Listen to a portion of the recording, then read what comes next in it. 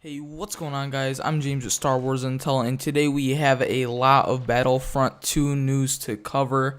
A lot has dropped over the past 24 hours, and it's actually some pretty important stuff, so let's jump right into this. So one of the questions was actually, what's it like to play as a trooper in Star Wars Battlefront 2?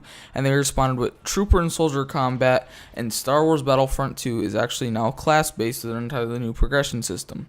You'll earn upgrades as you progress through a class, unlocking new abilities. Additionally, as you advance, you'll gain access to new weapon mods, special improvements, which allow you to tweak your arsenal exactly to your liking. So what I'm getting out of this, you guys, is here we go with the abilities thing again. Now, actually, one of you guys left a comment yesterday about what these abilities could possibly be, and it certainly is a possibility, but there's also tons of other possibilities. Now, the more and more I hear about these, the more and more they sound like a new version of star cards in a way. Because if you reread it, it says you'll earn upgrades as you progress through a class, unlocking new abilities.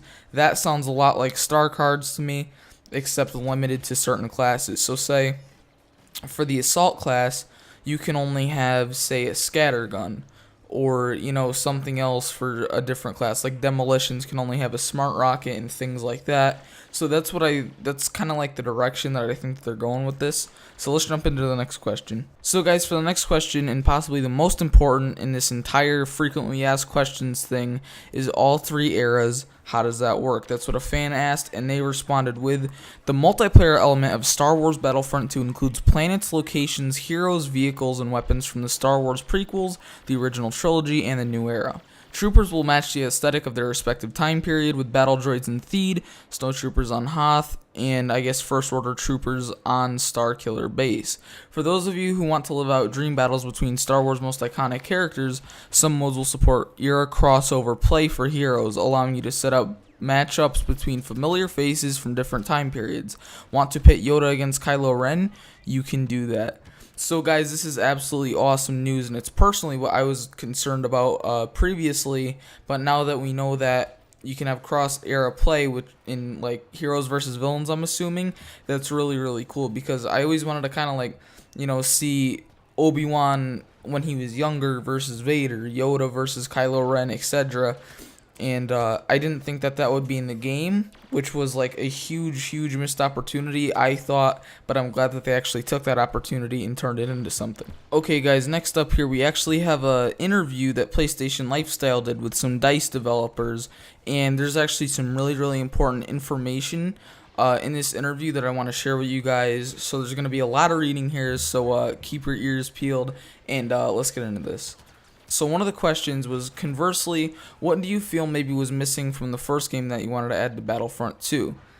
And he responds with, on the gameplay side, we said, okay, we have the core gameplay, we've got it nailed. This is the most important sentence in this entire answer that he says, because this basically means that hip fire, really accurate, fast moving combat is coming back to the game, which I am super happy about. I've been telling my friends, especially Shane, that I really wanted to see this combat system return because how fast it was and how smooth it was, and that's actually going to be returning as it seems. Okay guys, so this next question and answer is actually really interesting to me, and leave down in the comment section below what you guys take from this, because this is actually some pretty big news. So PlayStation Lifestyle asked the dev, can you elaborate a bit more on what players can expect from these new class-based characters? The dev responds, at the core they're pretty standard classes. You have the guys who have more firepower, guys who are more agile, and guys who are specialized in having a more supportive role. That's where it starts. We did that to make the entry point a little more inviting for players, because I realized multiplayer players have a certain style when they get into a game. We wanted to cater to that and give them something that feels familiar right from the start.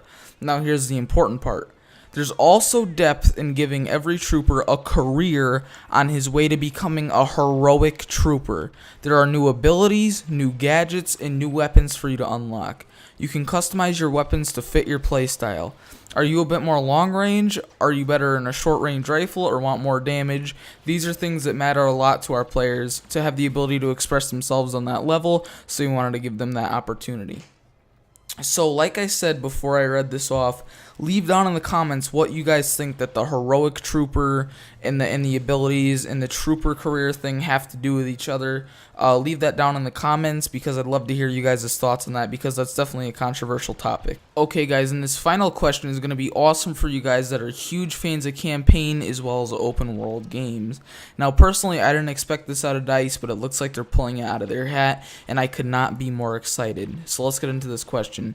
Can players expect a lengthy campaign?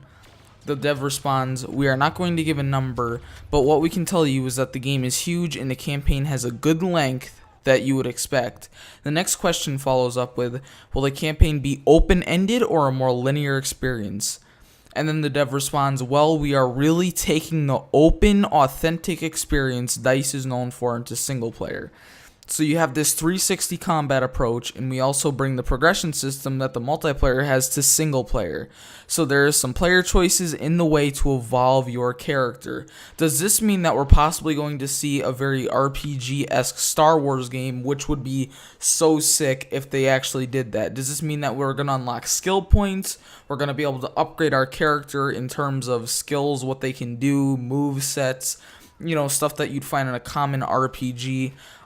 If they added that level of depth and progression into the single player, then this would be mind-blowing, and I think it would be a real contender for Game of the Year. Alright guys, and that's going to wrap things up for this news video. I hope you all enjoyed it. Please be sure to smack that like button and subscribe, as this really did take a lot of effort to do all the research and everything, and get the pictures and whatnot, so I'd really appreciate it, as I said. Also guys, catch us later on for our next video, and tomorrow, obviously you guys already know, I'm trying to upload as much as possible, and I'm sure you're going to see a Shane video soon. So anyway, you guys, thank you so much, and I'll catch y'all later. Peace.